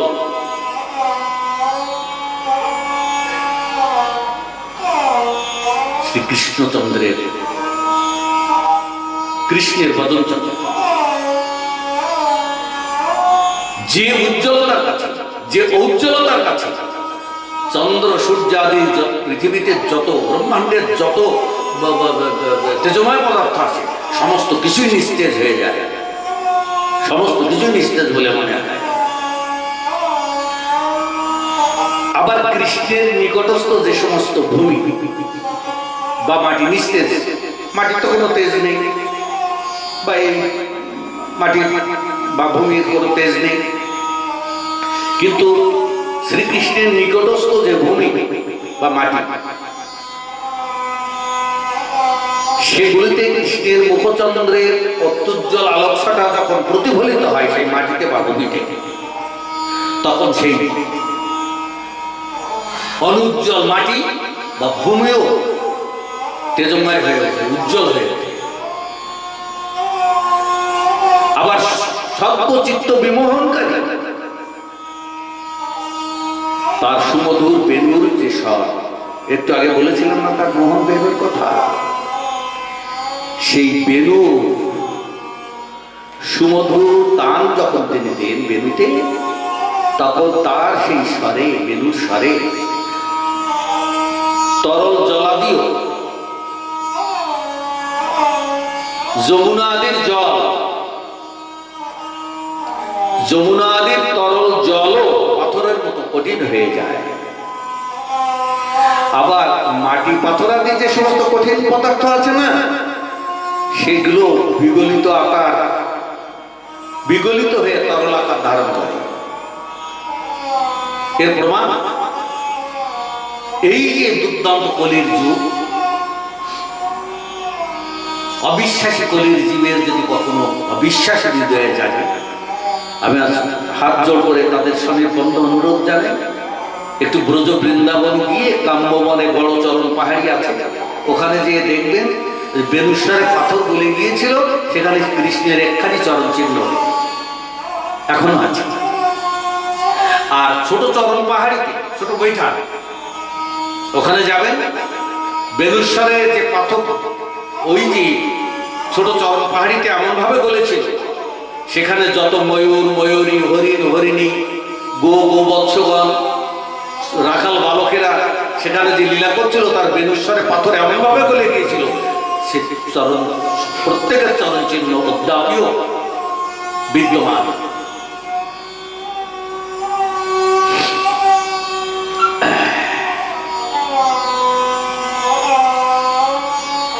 তাই বলছে যত্র ত্রিসর্গ অমৃষা, যত্র মানে যেখানে যেখানে কৃষ্ণের অধিষ্ঠান।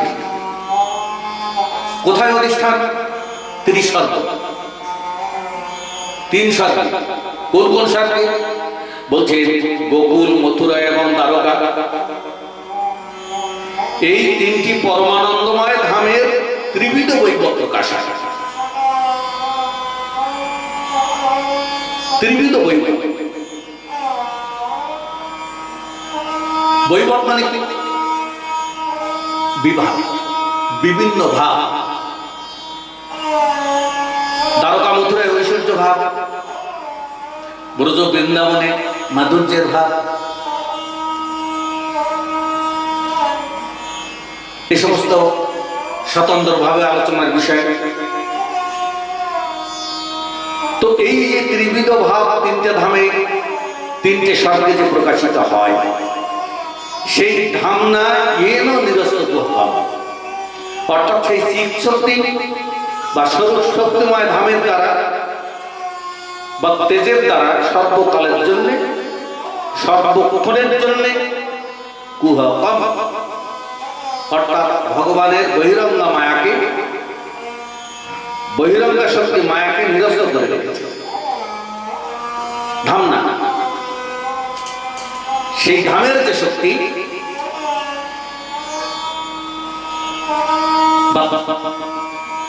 তার যে তেজময় যে শক্তি, এই শক্তির দ্বারা, ধামের শক্তি এবং তার তেজময় শক্তির দ্বারা সর্বক্ষণের জন্য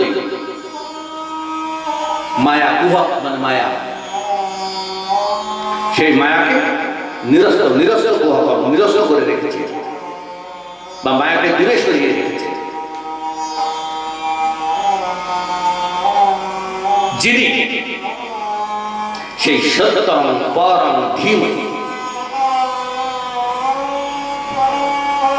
তাৎপর্য হচ্ছে সত্য স্বরূপ, পরতত্ত্ব, সেই পরব্রহ্ম, পরমাত্মা, পরমেশ্বর স্বয়ং ভগবান শ্রীকৃষ্ণ চন্দ্রকে আমরা ধ্যান করি। সেই লীলা পুরুষোত্তম শ্রীকৃষ্ণই জীবের একমাত্র ধ্যানের বিষয়বস্তু, কারণ তার ধ্যানের ফলে জীবের নিজের স্বরূপ অনুবন্ধী কর্তব্য, জীবের স্বরূপ অনুবন্ধী কর্তব্য কি না কৃষ্ণ সুখৈক তাৎপর্যময়ী সেবা। যে সেবা হবে, যে কর্ম হবে, একমাত্র শ্রীকৃষ্ণের সুখের জন্যই হবে, নিজের সুখের জন্য নয়।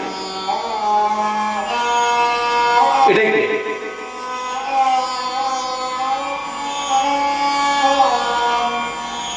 কৃষ্ণ প্রীতি বাঞ্ছা ধরে প্রেম, কৃষ্ণ ইন্দ্রিয় প্রীতি বাঞ্ছা ধরে প্রেম। তাহলে কৃষ্ণ সুখৈক তাৎপর্যময়ী সেবার নামই হচ্ছে প্রেম। তো এই হচ্ছে জীবের স্বরূপ অনুবন্ধী কর্তব্য।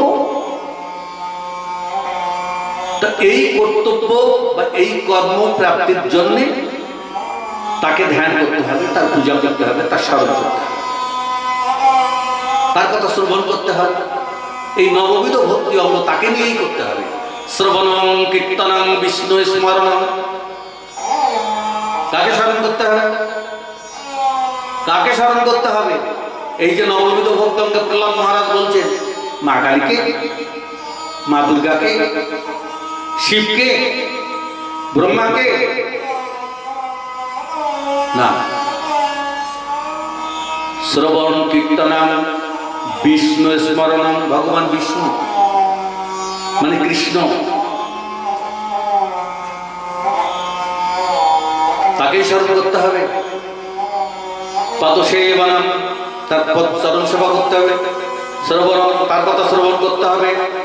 কীর্তনম, তার কথা কীর্তন করতে হবে। শ্রবণম কীর্তনম বিষ্ণু স্মরণম পাদসেবনম অর্চনম বন্দনম দাস্য চক্ষুমাত্মী নিবেদনম। হ্যাঁ, 6টা তো সাধনের কথা বললেন, আর 3টে ভাবের কথা বললেন। দাস্য ভাব, চক্ষু ভাব, আত্মজা ভাব, আর সর্বস্ব নিবেদন কান্ত ভাব, কান্তা ভাব। 4টে ভাবের কথা এখানে অন্তর্নিহিত ভাবে লুকিয়ে রয়েছে এই প্রহ্লাদের এই বর্ণিত এই শ্লোকের মধ্যে। আত্ম, দেখুন না, পুত্রকে কি বলে? আত্ম। আর কন্যাকে কি বলে? আত্মজা। দাস্য সত্য ভাব তো আছে, আত্ম নিবেদন, সর্বস্ব নিবেদন। একমাত্র ব্রজগোপীরাই সর্বস্ব নিবেদন করেছে। সুতরাং এর ভিতর কান্তা ভাব, সর্বশ্রেষ্ঠ কান্তা ভাব, যেটা ব্রজগোপীদের ওই দ্বারকা রুক্মিণী সত্যভামা আদি কান্তা ভাব নয়। ওর ভিতর আত্মীয় প্রীতি বাঞ্ছা আছে, কাম আছে। যদি বল কেন, হ্যাঁ, বিচার করলে বেরিয়ে যাবে। রুক্মিণী চিঠি লিখলেন, আমার বাবা আমাকে শিশুপালের সঙ্গে বিয়ে ঠিক করেছে, কিন্তু আমি তো নারদের মুখে ছোটবেলার থেকে তোমার কথা শুনতে শুনতে, তোমার গুণ লীলার কথা শুনতে শুনতে মনের অজান্তে কখন যে তোমাকে ভালোবেসে ফেলেছি তাও আমি জানি না। আমি জানি না যে আমি তোমাকে ভালোবেসে ফেলেছি। কিন্তু যখন আমার দাদা রুক্মী আমার বিয়ে ঠিক করেছে, তখন আমার মনটা কেমন যেন এই বুকের ভিতরে এইখানে এইখানে কেমন যেন ব্যথা ব্যথা অনুভব করছে। এই ব্যথা লাগতে লাগলাম, কেন কিরকম এরকম হচ্ছে কেন? তখন মনে মনে চিন্তা করলাম, কার জন্য ব্যথা লাগছে? এই যে নারদের মুখে যে কৃষ্ণের কথা শুনেছি, এই কৃষ্ণের জন্য ব্যথা লাগছে। আমাকে যে নিয়ে যায় তাহলে তো আমার তার কৃষ্ণ প্রাপ্তি হবে না, তাহলে আমি কৃষ্ণের চরণের কাছে যাবো কি করে? শিশুপালের সাথে বিয়ে ঠিক করেছে, আমার বুকের ভিতরে এত ব্যথা করছে যে আমি চিন্তা করছি কার জন্য ব্যথা করছে। আমি দেখলাম যে তোমার জন্যই ব্যথা করছে, তোমাকে হারাবো এই আমি চিন্তাও করতে পারছি না। তাই এই ব্রাহ্মণকে পাঠালাম পত্র লিখে, তুমি আমাকে উদ্ধার করো, তুমি আমাকে রক্ষা করো, তোমার চরণে আমাকে নিয়ে নাও। হ্যাঁ, ভক্তবাঞ্ছা কল্পন শ্রীকৃষ্ণ তো রুক্মিণীকে হরণ করলেন, আপনারা জানেন। দ্বারকায় নিয়ে যাওয়ার পরে তা বলছে, তাহলে তুমি আমার সাথে সংসার করো। বলে সংসার করবো, তো বিয়ে করবে না? বলে বিয়ে লাগবে নাকি? আরে তোমাকে তো নিয়ে এসেছি সর্বজন সবকে, সবাই তো জানে। বলছে না, বিয়ে না করলে হবে না। তো বিয়ে না করলে হবে না কেন? বলে একটা সম্বন্ধ না হলে কোন সম্বন্ধ তোমার ভয় করবো আমি?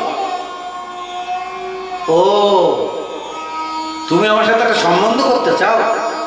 তাহলে তোমার আর আমার, তুমি বলছিলে তোমাকে না হলে বাঁচবো না, তোমাকে ছাড়া চলবে না, তোমাকে আমি মন প্রাণ দিয়ে ভালোবাসি, কত কিরকম ভালোবাসা?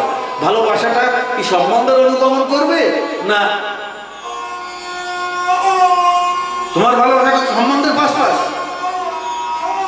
তোমার ভালোবাসাটা তো ডাইরেক্ট না, ইনডাইরেক্ট। কিরকম?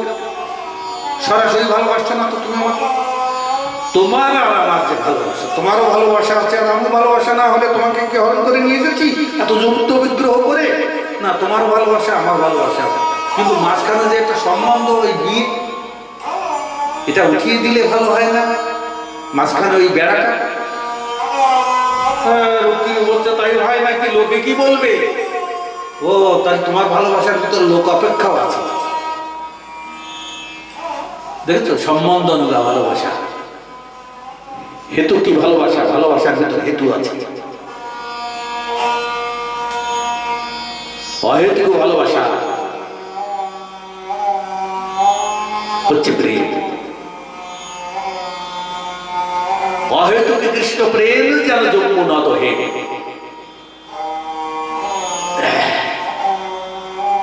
তো এই হচ্ছে জীবের স্বরূপ অনুবন্ধী কর্তব্য, কি? যাতে কৃষ্ণ সুখী হয়, সেই রূপ সেবা লাভ। আর এই রূপ সেবা লাভ যার হয়, সে জন্মের মতো কিন্তু কৃতার্থ হয়ে যায়। এই রূপ ভাব যার হৃদয়ে জাগে, সে সর্বোত্তম ভাবে ভাবিত হয়ে কিন্তু কৃতার্থ হয়ে যায়। এবং আনুষঙ্গিক ভাবে সে তো দুর্দৈব মায়ার কবল থেকে মুক্তি পাবে, এতে তো কোনো সন্দেহ নেই। কেননা তিনি নিজ মুখেই বলেছেন, মামে বুঝে প্রপদ্যন্তে মায়া মেতান্তরন্তিতে। তো এই যে ব্রজলীলা পর যে দিগদর্শন জীব গোস্বামী পাদ এবং বিশ্বনাথ চক্রবর্তী পাদ আমাদের দেখালেন, এই শ্লোকটিতে ব্রজলীলা পর ব্যাখ্যা, তার সারমর্ম কি দাঁড়ালো? এতক্ষণ যে আমরা টিকা নিয়ে আলোচনা করলাম, শ্লোকের পদান্তর নিয়ে আলোচনা করলাম, তার সারমর্মটা কি? না, সর্ব কারণের কারণ শ্রী গোবিন্দ জগতের সর্বজগৎ জীবকে কৃতার্থ করবার জন্য বসুদেবের পুত্র রূপে জন্মগ্রহণ করে, কোথায় জন্মগ্রহণ করেছিলেন? কংস কারাগারে, মথুরায়। কিন্তু সেই লীলায় আবির্ভূত হয়ে লীলা বৈচিত্র্য বর্ধনের জন্য তিনি নন্দালয় ভ্রমণ করেছেন।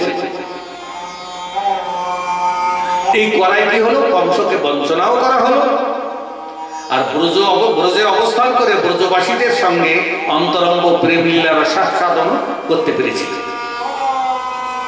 সেই ব্রজলীলায় তিনি আদি কবি ব্রহ্মাকে মোহিত করবার জন্য ইচ্ছা মাত্রই নিজে অসংখ্য গোবৎস এবং অসংখ্য গোপবালকের রূপ ধারণ করেছিলেন। এই রূপ যার, সেই অলৌকিক মোহময়ী লীলায় ব্রহ্মা, নারদ, শিব, সুখ, সনকাদিও পর্যন্ত প্রেমোচ্ছ্বাসে বিমুগ্ধ হয়ে যায়। যে লীলায় শ্রীকৃষ্ণের সূর্যর মুখজ্যোতিতে গগনের চন্দ্র সূর্যাদি অত্যুগ্র জ্যোতিষ্ক মেলান হয়ে যায়, আবার যার বিশ্বমোহনকারী বংশী রবে যমুনাদির তরল জল পর্যন্ত কঠিনাকার ধারণ করে, আবার গোবর্ধন এবং চরণ পাহাড়িয়াদের ন্যায় কঠিন পর্বত বিগলিত হয়ে যায়, যিনি গোকুল, মথুরা এবং দ্বারকায় তিন ধামে নিত্য লীলায় নিত্যকাল বিরাজমান থাকেন, সেই সত্যস্বরূপ পরব্রহ্ম, পরমাত্মা, পরমেশ্বর ভগবান শ্রীকৃষ্ণকে আমরা ধ্যান করি। ব্যাসদেব কিন্তু এখানে একা ধ্যান করলেন না, সশিষ্য সপরিবার সহ ধ্যান করছে। তাই আমি ধ্যান করি বললেন না, আমরা ধ্যান করি।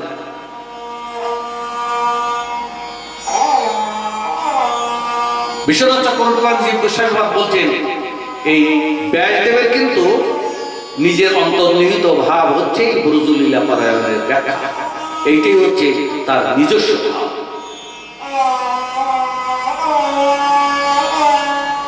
আর ওই ভাবটা হচ্ছে শ্রীধর পাদের ভাবে, যে আমরা ব্যাখ্যাটা গতদিন করেছিলাম, ওটা হচ্ছে সার্বজনীন ভাব। সার্বজনীন ভাব শ্রীমদ্ ভাগবতের প্রথম স্কন্ধের প্রথম অধ্যায়ের প্রথম শ্লোকের তাৎপর্য কথঞ্চিত অনুশীলন করলাম। এবার আমরা যাব শ্রীমদ্ ভাগবতের প্রথম স্কন্ধের প্রথম অধ্যায়ের দ্বিতীয় শ্লোকে, অর্থাৎ পরবর্তী শ্লোকে। পরবর্তী শ্লোকে কি বলছেন? ধর্ম প্রচ্ছিত কৈতবত্র পরম নির্মৎসরাণাং শতাং বেদং বাস্তবমাত্র বস্তু শিবদং তাপত্রয়োন্মিলনম। দ্বিতীয় এই শ্লোকটিতে ব্যাসদেব অনুবন্ধ চতুষ্টায়ের পরিচয় দিয়ে এতে তিনি তিনবার অত্র শব্দ ব্যবহার করেছেন। যেমন ধর্ম প্রজ্জিত কৈতব অত্র, আবার বললেন বেদং বাস্তবম অত্র, আবার কি বললেন দ্বিতীয় পদে, শ্লোকের দ্বিতীয় পদে বলছেন যে হৃদব রুদ্ধতে অত্র।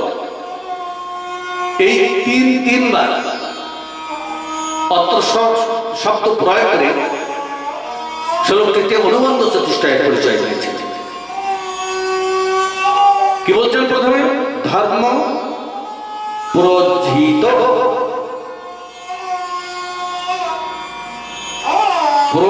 উজ্জিত। উজ্জিত মানে কি? উজ্জিত মানে কি? ছুড়ে ফেলা। আরে ব্যাসদেব কি বলছেন? আপনি বেদকে বিভাগ করেছেন, উপনিষদ করেছেন, ব্রহ্মসূত্রের ভাষ্য রচনা করলেন, অষ্টাদশ পুরাণ মহাপুরাণ কত রকম কি করলেন জীবকে ধর্ম বোঝানোর জন্যে, বিধর্মী জীবকে ধর্মের বেড়া জালে আনার জন্য। সেই আপনি কি বলছেন? ধর্ম প্রজ্জিত, ধর্মকে ছুঁড়ে ফেলে দাও। হ্যাঁ বলেছি, ধর্মকে ছুঁড়ে ফেলে দাও। ছুঁড়ে ফেলে দাও, কত দূরে ছুঁড়ে ফেলে দাও? বলে এত দূরে ছুঁড়ে ফেলে দেবে যেখান থেকে অনুসন্ধান করে যাতে আর পাওয়া না যায়। কেন কথা বলছেন? কেন বলছে? কৈতব, উহা কৈতব। অত্র শ্রীমদ্ ভাগবতে টিকাকার বলছেন, অত্র শ্রীমদ্ ভাগবতে প্রজ্জিত কৈতব পরম ধর্ম নিরূপতে ইতি। এই শ্রীমদ্ ভাগবত গ্রন্থে শ্রীমান ব্যাসজি মহারাজ কি করছেন? নিষ্কপট পরম ধর্ম নিরূপণ করতে যাচ্ছে। ধর্ম না, ধর্মকে পিছনে ফেলে তিনি পরম ধর্মকে প্রতিষ্ঠিত করতে যাচ্ছেন ব্যাসদেব। তাই অত্র শব্দ,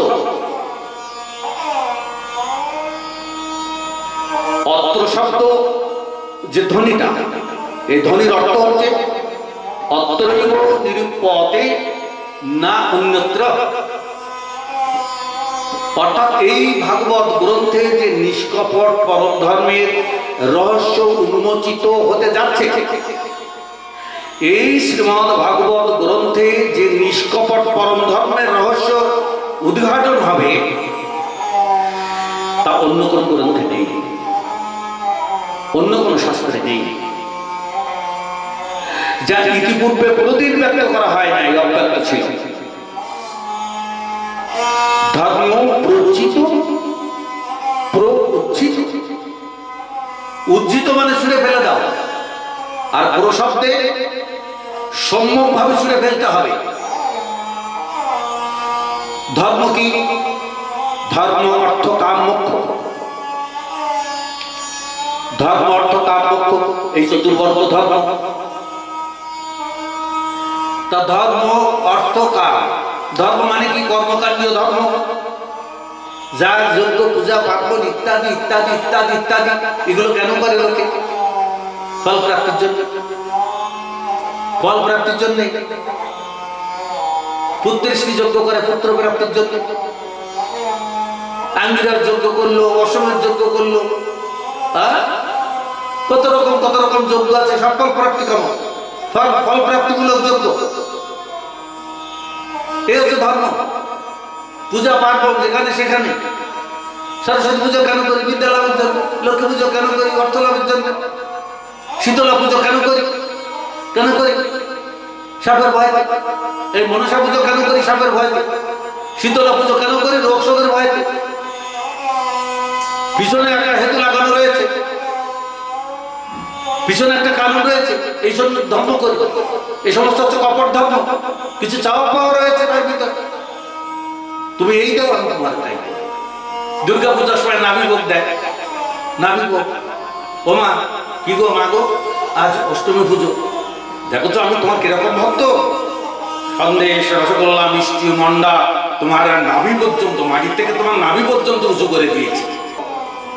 শিব ঠাকুর পার্বতীকে বলছে, ও পার্বতী, পার্বতী বলছে কি গো, তা তুমি তো ওই মহিষাসুরের বুকের পরে দাঁড়িয়ে আছো, দেখো অনেক উপরে, তুমি তো নিচের দিকে কিছু দেখতে পাচ্ছ না, তুমি দেখছো মাটির থেকে নাভিভোগ সাজিয়েছে তোমার। তুমি একটু নিচের দিকে উঁকি মেরে দেখো না, ওর নিচে, ওই থালার নিচে বড় একটা কলা গাছ, হ্যাঁ, ওই 3 হাত উঁচু ভোগ, হ্যাঁ, ও 2.5 হাত একটা কলার তেল নিচে দিয়ে তারির পরে থালা সাজিয়ে, বড় থালা সাজিয়ে মিষ্টি মন্ডা দিয়েছে, যাতে কলার গাছটা তুমি দেখতে না পাও, নিচের কলার তেল।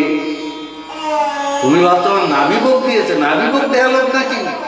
ওসব দেখাচ্ছে তোমাকে, হ্যাঁ, কি বলছে কি ওই ওর পুরোহিত কি বলছে? ওই যে বর্ষা ঠাকুর যে পূজার দায়িত্ব নিয়েছে, তোমার ভক্ত কি চাইছে? তার প্রতিনিধি হয়ে কি বলছে? ধনং দেহি পুত্রং দেহি জয়ং দেহি দিশজয়ী। ধন দাও, জন দাও, টাকা দাও, পয়সা দাও, অমুক দাও, তমুক দাও, দাও দাও করছে। আবার এবার বলছে যা দেবী সর্বভূতেষু মাতৃরূপেণ সংস্থিতা। শুনলেও ভালো লাগে। দেবীকে মায়ের সঙ্গে তুলনা করছে, ভার্যা রূপেণ সংস্থিতা, পত্নীকে সবাই ভালোবাসে, ভার্যার সঙ্গে তুলনা করছে, কন্যা রূপেণ সংস্থিতা। হ্যাঁ, কত রকম সব ভালো লাগার যত কিছু আছে সবার সঙ্গে তোমার তুলনা করছে। শুনলেও ভালো লাগে, আমারও ভালো লাগছে। কিন্তু যেই বলেছে ধনং দেহি পুত্রং দেহি জয়ং দেহি দিশজয়ী, সে আমার কেমন মনে হচ্ছে দেও দেও দেও দেও একটা ভাব। এই যে যাগ যজ্ঞ পূজা পার্বণ সব একটা দেও দাও দাও দাও একটা ভাব। তুমি আমাকে এই দাও, মা কি আমার ছেলেটার অসুখ ভালো করে দাও, আমি তোমাকে এই ভোগ দেবো, 5 ভোগ দেবো, 10 টাকার ভোগ দেবো, 5 টাকার ভোগ দেবো, 101 টাকার ভোগ দেবো। আর যদি ভালো না করি তাহলে দেবো না। তুমি দাও তাহলে আমি দেবো, তুমি দিলে না আমি দিলাম। এই যে দেওয়া নেওয়া, এটা তো ব্যবসা গো। ওই যে ধর্ম, ওটা ব্যবসা। সুতরাং ত্যাগ করো। অর্থ, এই যে কষ্ট করে অর্থ উপার্জন করছো, নিজে খাচ্ছ না, জমিয়ে জমিয়ে রাখছো ব্যাংকে, আলমারিতে, হ্যাঁ, তুমি একদিন তো পটল তুলবে, বলো হরি হরি বল দিয়ে তোমাকে, হ্যাঁ, শ্মশান ঘাট পর্যন্ত নিতে পারবে না। এর ভিতর কিন্তু আলমারি খুলে চেক করা হয়ে যাবে তোমার ছেলের, তোমার মেয়ের, যে আলমারিতে বাবা কি রেখে গেল। জীবন যদি উচ্ছৃঙ্খল ভাবে যাপন করে তাহলে কি করবে? 3 দিনের ভিতর ফুটিয়ে দেবে তোমার এই সঞ্চিত অর্থ, থাকবে না। আর যদি নাও করে, তুমি তো এত কিছু সঞ্চয় করলে, নিয়ে যেতে পেরেছো কিছু না, শূন্য হাতে রিক্ত হস্তে তোমাকে যেতে হয়েছে। সুতরাং অর্থের কোনো মূল্যায়ন নেই এই সংসারে। এই গেল ধর্ম, অর্থ, কাম, কামনা বাসনা জীবের কোনোদিন পূর্ণ হয় না। যার 5 টাকা আছে সে 10 টাকা চায়, যার 10 টাকা আছে সে 100 টাকা চায়, যার 100 টাকা আছে সে কোটি টাকা চায়, যার কোটি টাকা আছে সে কোটি কোটি টাকা চায়। যাকে পৃথিবীর অধীশ্বর করে দাও সে ব্রহ্মাণ্ডের অধীশ্বর হতে চাইবে, ব্রহ্মাণ্ডের অধীশ্বর করে দাও সে অনন্ত ব্রহ্মাণ্ডের অধীশ্বর হতে চাইবে। জীবের আশা কামনার নেই, কামনা বাসনার কোনো অন্ত নেই। সুতরাং ওই অসীম অনন্ত কামনায় জল ঢেলে দাও, কামনা বাসনার অগ্নিতে জল ঢেলে দাও। তাহলে ধর্ম অর্থ কাম, এরপরে থাকলো মোক্ষ, মোক্ষের কথা একটু পরে বলব। বলছে ধর্ম প্রজ্জিত, সম্যকভাবে দূরে ফেলে দাও যাতে নাগালের ভিতর না আসে। কেন? কেন না, এই ধর্ম অর্থ কাম মোক্ষ কৈতবতা। কৈতবতা কাকে বলে? কপটতা। বলছে না, কপটতা কাকে বলে? কপটতা বলে যে ধরো স্ত্রীর সঙ্গে প্রবঞ্চনা করা হচ্ছে, সততা করা হচ্ছে, ওটাকে কপটতা বলে।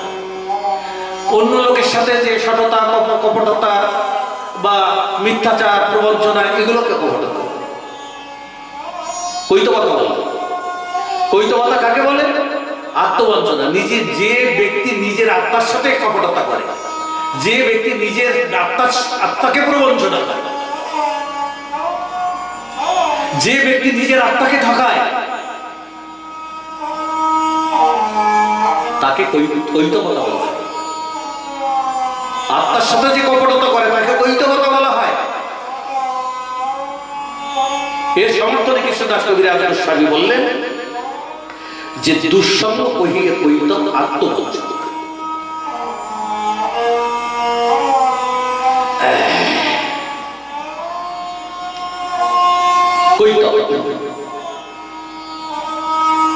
আত্মবঞ্চনা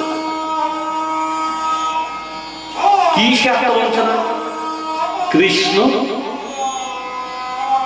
আর কৃষ্ণ ভক্তি কামনা ব্যতীত অন্য কামনা।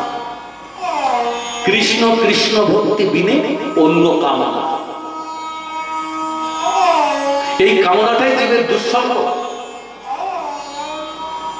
কৈতবতা মানে আত্মার সঙ্গে প্রবঞ্চনা করা। তুমি কৃষ্ণ আর কৃষ্ণ ভক্তি ব্যতিরিক্ত এই জগৎ সংসারে যা যাবে তাতে তুমি প্রবঞ্চিত হয়ে যাবে। বঞ্চনা তোমার আত্মাকে বঞ্চনা করে দেবে, আত্মা ঠকে যাবে, আত্মা বঞ্চিত হয়ে যাবে।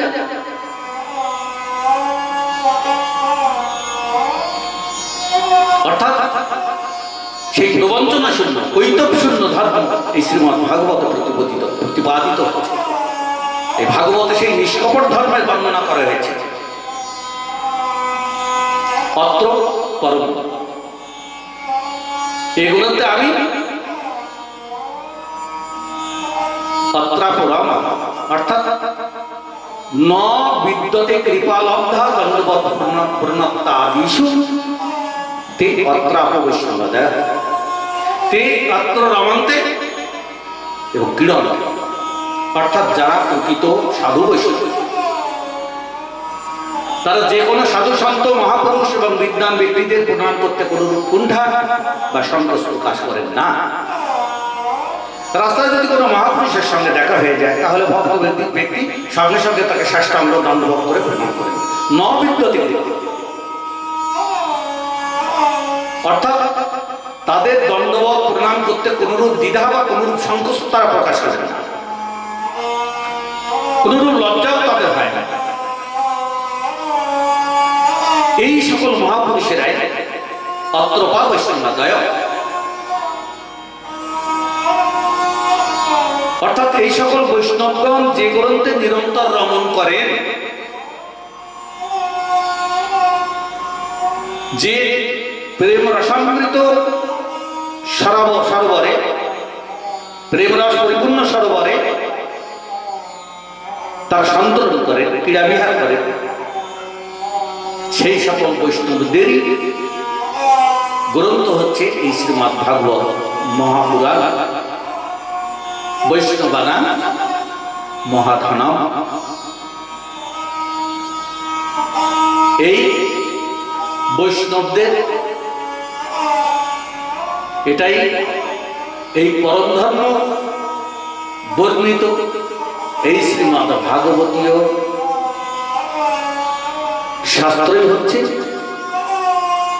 বৈষ্ণবদের পরম ধাম, বৈষ্ণবদের হৃদয়ের ধাম, বৈষ্ণবদের আরাধ্য,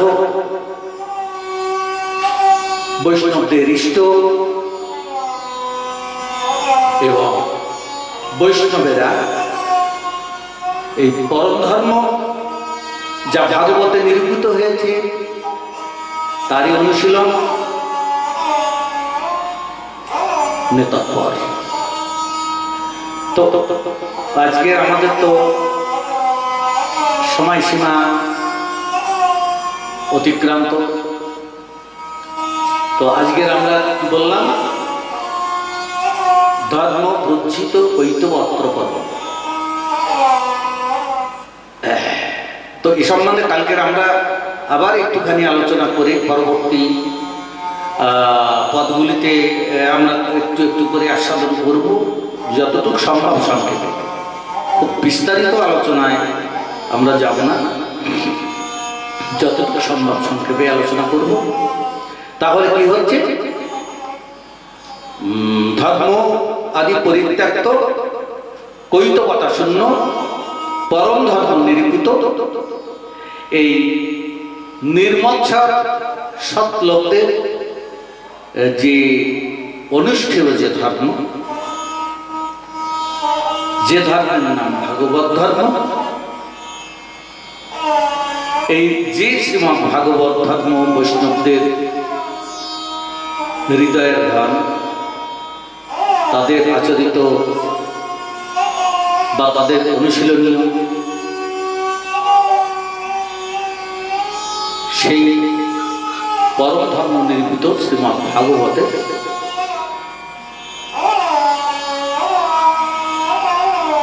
কথাই ব্যাসদেব এখানে উপস্থাপন করছেন। সেই সূত্র আমরা আজকে একটুখানি এই শ্লোকের থেকে একটুখানি আস্বাদন করলাম, বাকিটুকু আমরা কালকে চেষ্টা করব যতটুকু সম্ভব আমরা এগোতে পারি। তো আজকে আমরা এখানে কথার বিশ্রাম নিচ্ছি, আগামীকাল এখান থেকে আমরা আবার শুভ সূচনা করব। নিতাই গৌর সীতানাথ প্রেমানন্দে গৌর হরি হরি বল, রাধা গোবিন্দ প্রেমানন্দে হরি হরি।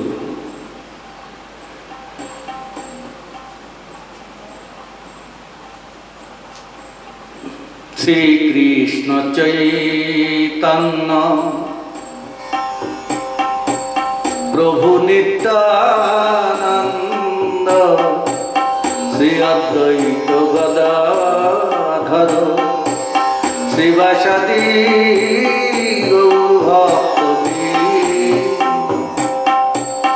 শ্রীকৃষ্ণ চৈতন্য প্রভু নিত্যানন্দ, শ্রী অদ্বৈত গদাধর শ্রীবাসাদি গৌর ভক্ত শ্রীকৃষ্ণ চৈতন্য প্রভু নিত্যানন্দ, শ্রী অদ্বৈত গদাধর গৌর